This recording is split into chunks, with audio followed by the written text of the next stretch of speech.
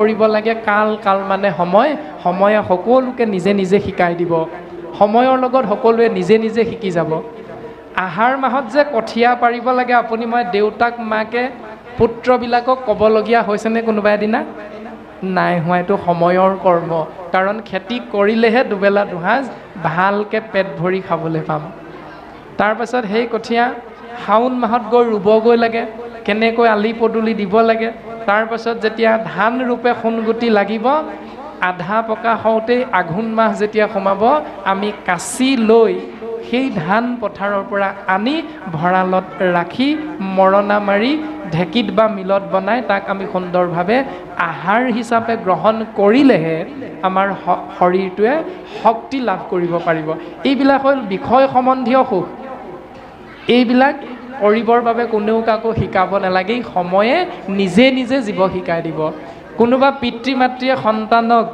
যেতিয়া যৌৱন প্ৰাপ্ত হ'ল কৈ পাইছেনে হেৰৌ ছোৱালী এজনী ভাল পা আকৌ মোক বোৱাৰী এজনী লাগে নহয় কন্যাক কৈ পাইছেনে মাক দেউতাকে ল'ৰা এটা ভাল পাবলৈ নিশিকিলি এতিয়া মোৰ কেনেকৈ বিয়া দিব চিন্তা কৰি পাইছেনে মাক দেউতাকে নাই পোৱা কেলে নাই পোৱা ভাগৱতত এইবিলাক কথা নাই আমি মাত্ৰ সামঞ্জস্যটোহে সহজতে বুজিবৰ বাবে লৈ অনা হৈছে কিয় আমি এইটো ক'ব লগা হোৱা নাই কাৰণ আজিৰ পৰা 20 বছৰমান আগত আমাৰ এই কন্যা আজিৰ বোৱাৰী মাতৃসকল যেতিয়া 20 বছৰ আগত গাভৰু হৈ আছিল জীয়ৰী হৈ আছিল তেতিয়া তেওঁলোকে এযোৰ সাজ পৰিধান কৰিছিল সেই সাজযোৰৰ নাম কি চুৰিদাৰ হয়নে এতিয়া আছে নি চুৰিদাৰযোৰ প্ৰায় নাইকিয়াই হ'ল ক'ৰবাত কেনেবাকৈহে দেখিবলৈ পোৱা যায় আৰু সেই চুৰিদাৰযোৰৰ লগত এখন কাপোৰ লৈ লয় সেই কন্যাগৰাকীয়ে সেই কাপোৰখনৰ নাম কি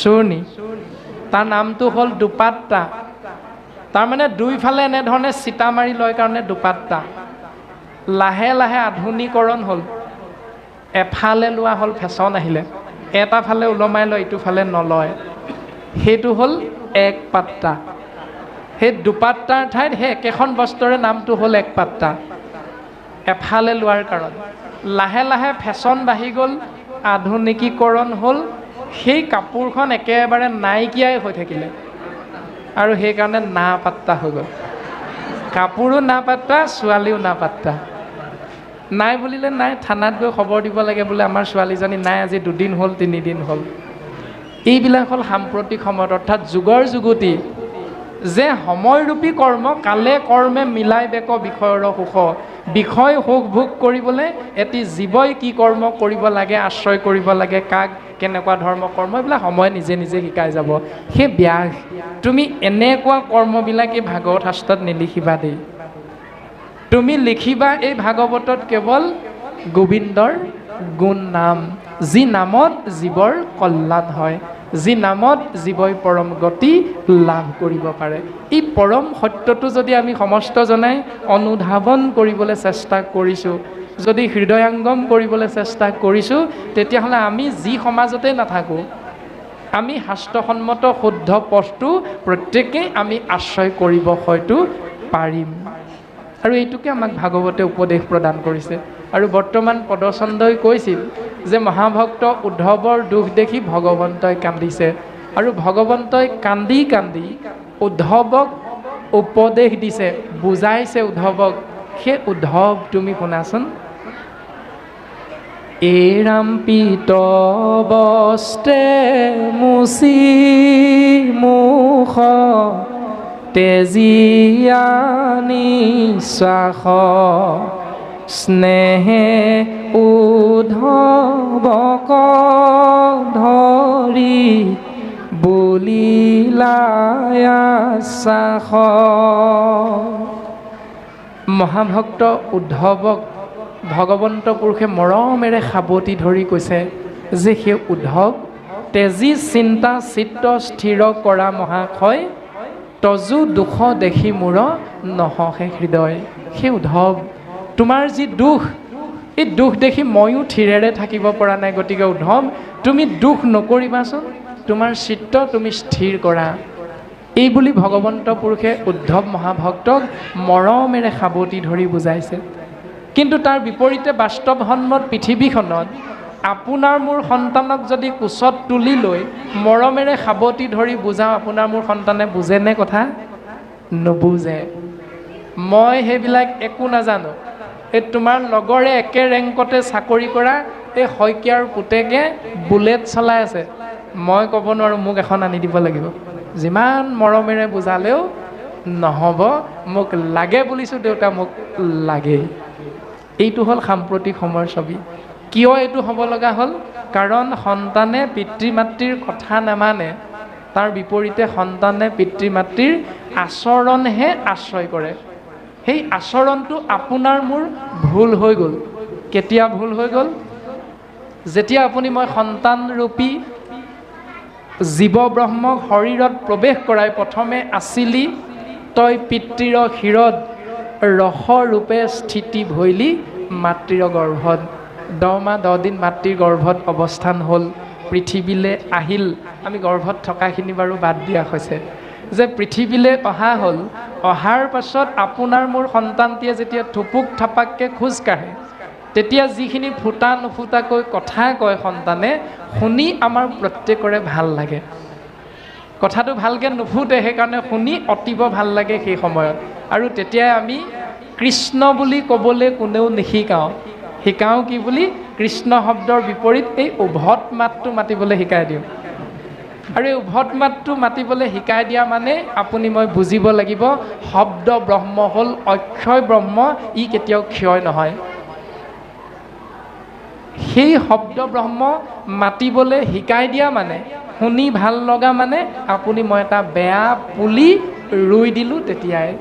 সেই বেয়া পুলিটো ৰুই দিয়াৰ কাৰণে আপুনি মই লগে লগে কি কৰিলোঁ? ৰান্ধনীশালত গৈ যেতিয়া ৰন্ধন কাৰ্যত ব্ৰতী হৈ থাকোঁ, তেতিয়া আপোনাৰ মোৰ কাণত মোবাইলটো থাকে। আৰু আপোনাৰ মোৰ থুপুক থাপাককৈ খোজকাঢ়ি ফুৰা সন্তানটোৱে পাছে পাছে গৈ পিতৃ আৰু মাতৃয়ে ৰন্ধন কৰি থাকোঁতে মোবাইলটো লৈ থকা সেই দৃশ্যটো, আচৰণটো দেখি থাকে। আৰু দেখি থকাৰ লগে লগে তাক অনুকৰণ কৰে।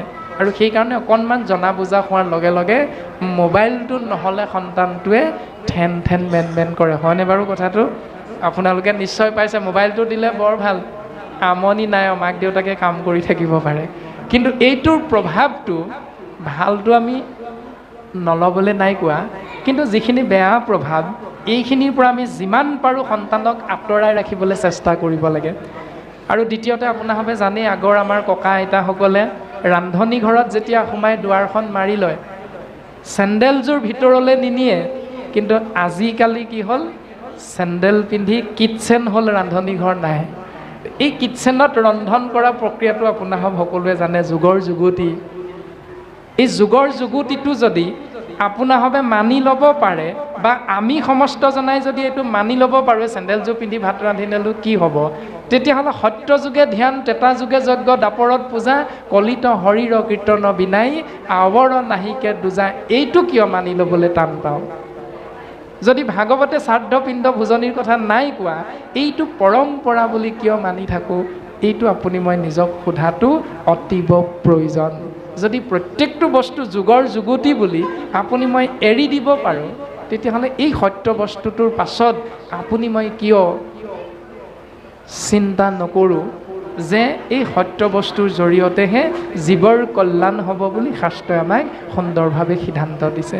আৰু উদ্ধৱক এই সিদ্ধান্তটোকে দিবলৈ লৈছে যে সেই উদ্ধৱ, তুমি তোমাৰ চিত্তটো সৰ্বপ্ৰথম স্থিৰ কৰা। আৰু চিত্তটো স্থিৰ কৰিলে তোমাক মই কিছু কিছু কথা ক'ম। যদি তোমাৰ ইচ্ছা হয়, তুমি তোমাৰ মনৰ ভাৱনা মোৰ আগত প্ৰকাশ কৰিব পাৰা। এই বুলি কোৱাৰ লগে লগে ভগৱন্ত পুৰুষে উদ্ধৱক কৈছে এনেধৰণে, ৰাম দ্বাৰকা নগৰ সাগৰত যায় বেতল, মই গৈলে লোকত মিলিবে বিমংগল,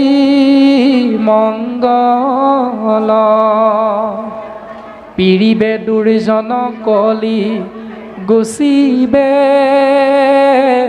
আচাৰ, হৈবে অধৰ্মতৰতি যতে ক প্ৰজাৰ। উদ্ধৱ, মই যে যামগৈ বৈকুণ্ঠলে, মই গুচি গ'লে দ্বাৰকা নগৰখন সাগৰত তল যাব।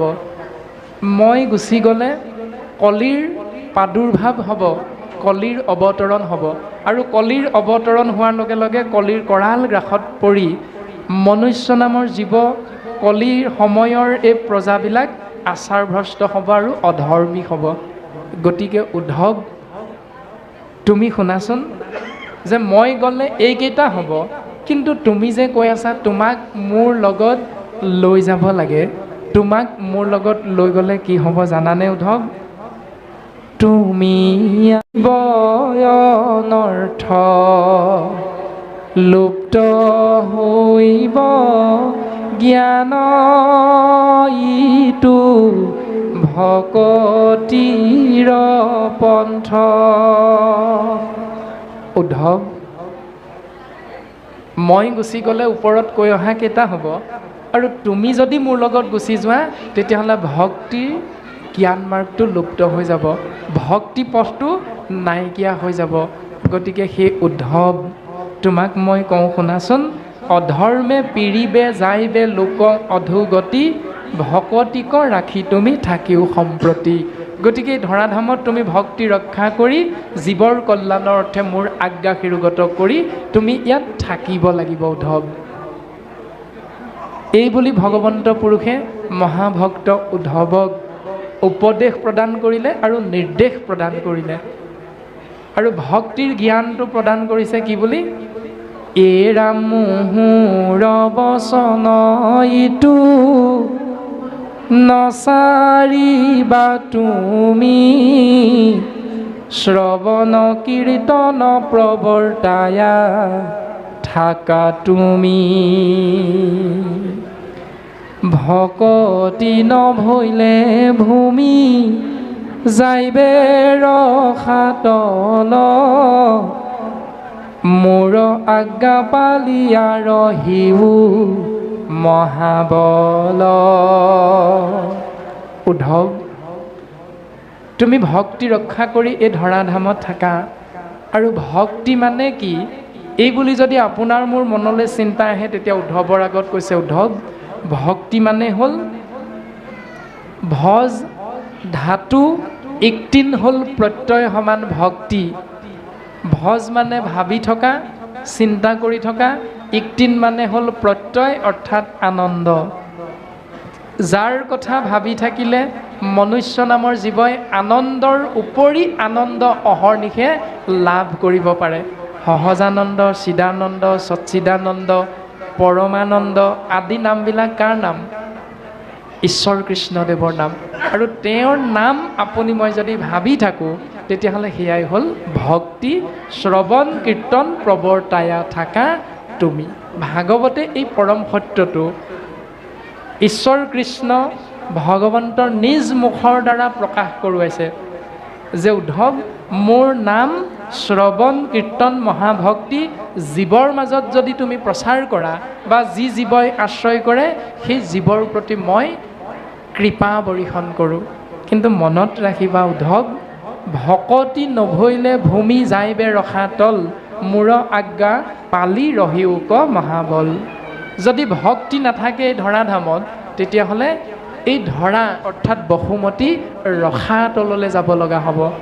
আমি সকলোৱে কম বেছি পৰিমাণে বুজি পাওঁ যে 14 ভুৱনে এই বিশ্ব ব্ৰহ্মাণ্ড নিৰ্মিত। এই 14 ভুৱন আমি সকলোৱে কম বেছি পৰিমাণে বুজি পাওঁ। ভূ ভুৱ স মহি জন তপ সত্য এই সপ্তলোক। তল অতল সুতল বিতল মহিতল তলাতল ৰসাতল এই সপ্ত পাতাল বা সপ্তলোক। এয়া হ'ল 14 ভুৱন। এই 14 ভুৱনৰ ভিতৰত ভূলোক মানে হ'ল পৃথিৱী।